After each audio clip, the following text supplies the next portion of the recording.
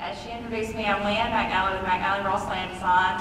We are a local landscape architecture firm that for the past 10 years or more, we have been moving and shifting our focus into more of a sustainable design initiative, and that's the philosophy of our firm.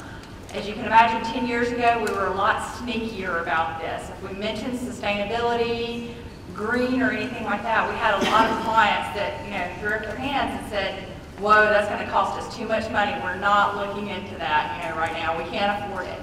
So we started off slowly, changing our plant palette, doing smaller things, until we had enough data to show our clients going into designing the project that, look, these are some of the things that we're already doing. This is just smart planning during the design process that's going to save you money.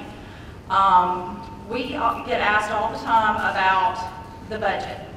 And that's what the Colorado River Society asked us here today to talk about budget and let us know and let you know what we've been seeing for the past several years. Present some case studies, look at some costs, because we all know that we've got to know how it affects the bottom line. And in today's economy, being fiscally responsible is everybody's more aware of that than ever before. So we have our topic today, good for the bottom line. The first slide here is just a quote from the LID Development Center, one of the vast resources that you can find online about low-impact development and best management practices. And this quote says, case studies and pilot programs show at least 25% reduction in the cost associated with site development when LIDs are used. Well, we get asked all the time by our clients, how do you do that? They do that in Prince George County, Maryland. You see this in Seattle. What are our local examples? What regional examples do we have? So that's some of the things that I wanted to show you today. Jess and I usually present in tandems when we do get to do these educational seminars. So she covered a lot of the topics about BMP and what you can do and the options that there are. But from a design standpoint and looking at what you can do on a site, we know that currently EPA, if you go to their website, they have over 150 different types of best management practices. So you're not going to go to a site where you can have you may not have a site where you can do exactly what you want to, use the best management practice you want to. That's why there's so many different options, because not every site can use every different type of best management practice. That's the process that you have to go through with design and studying the site and working with the budget to figure out what you're going to use. Here are a few more examples of the best management practices. They're as simple as mulching and composting, using grass swells, to more complicated measures of vegetated roofs, fish and stream improvement, habitat, and educational seminars are all different types of best management practices. One of the first cases that I wanted to talk to you about today is St. Vincent's 119 Health and Wellness Facility. We had the opportunity several years back, I think we started on this one in 2002 and it was completed in 2004. But Health and Wellness Facility is located on Highway 119 in Hoover. And early on in the process, St. Vincent's decided that they wanted to promote the concept of health and wellness, not only in the facility that they were building, but on the site that they built it on. So it was an 89,000 square foot facility to serve the North Shelby County area. When we started looking at sites and selecting the site, we knew this goal of promoting sustainability and health and wellness. So we looked at some of the we developed a list of site selection factors. First of all, the demographics in the area, where we thought people would be coming from, how they would be coming from, walking, biking, by car. We looked at potential pedestrian connections, and we also chose a previously disturbed site. What this meant for us is that we would be encroaching less on the natural environment and redeveloping a previously disturbed site.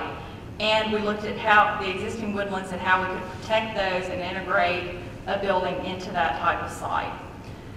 The site we chose on Highway 119, we had some development factors that influenced what we did there. Patton Creek is just to the south of us. Of course, we know it flows to Lake Purdy, one of our largest water resources in the county.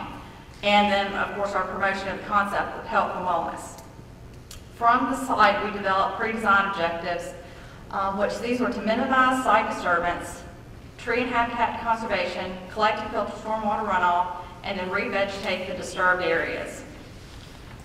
So we did this through using a series of BMP, low impact development practices. First of all was the site clearing and tree conservation methods. We situated the site and the parking, the bulk of the development, and already previously disturbed areas.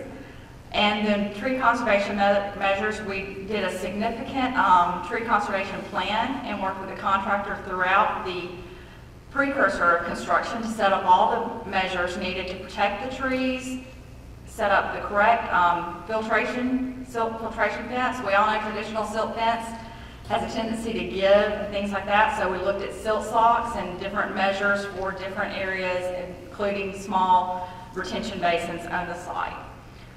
We also looked at planting selection and design. We chose plants that needed lower volume of irrigation to thrive. We chose native plants that were already adapted to the area. And then we chose orientation for the building so that it would be screened from summer sun by the existing woodlands that were already there. We also worked a lot with the plant selection in the bioretention areas. Bioretention areas in St. Vincent's 119 Health and Wellness Facility was the first major bioretention area in North and Central Alabama to be implemented and successfully implemented, and it filters 11 acres of runoff from paved parking surfaces. This has been in the ground for 6 years. We have a study to test the water quality to see where we are and the water quality that's coming through the bioretention areas now. And so we'll have those results available hopefully later this year. And then our irrigation design, we worked with City of Hoover and everything on the irrigation requirements, used drip line, low volume irrigation, and all using less water, capturing stormwater, filtering the stormwater. All these are different types of best management practices. So the cost, we were fortunate enough to be able to work with a contractor as we moved through the design phase. When we started talking bioretention and things like that, our client wanted to cost this out. So our contractor came up, schematic estimates based on the schematic designs we did, and a lot of this bioretention in the area was new at the time, and us learning this process and things, it was newer. So they estimated that it would be a 5 to 10% premium for utilizing the bioretention. And what happened was we reevaluated it once we went to actual pricing in the construction document package, and it came in 20% below the cost of a traditional stormwater design. So this, the client took a risk and said, okay, well, we're willing to promote our concept and our goal for the site. We want to go for the premium. So we'll plan for that. But then when we got the numbers back in and the way it was constructed and the elimination of a lot of the different pipes and curb inlets and things like that, they ended up saving money. A lot of this was accomplished by coordination with the contractor during design phase and construction administration, making sure that we were on site and that things went in properly, and working with the contractors and the municipality and everything to make sure that we could implement these things correctly. And throughout the course of construction, you heard Jess talk a lot about coordination and integration, and this was a project that it moved through. Everybody worked together to come up with what we still feel is a very good case study for how the design can work, how things can be implemented, and the construction cost. And then all the other costs, the other things that we did to reduce irrigation, reduce planting, or plan for the different types of planting and everything like that, all of those were in line. So there was no premium involved in just good planning for this project.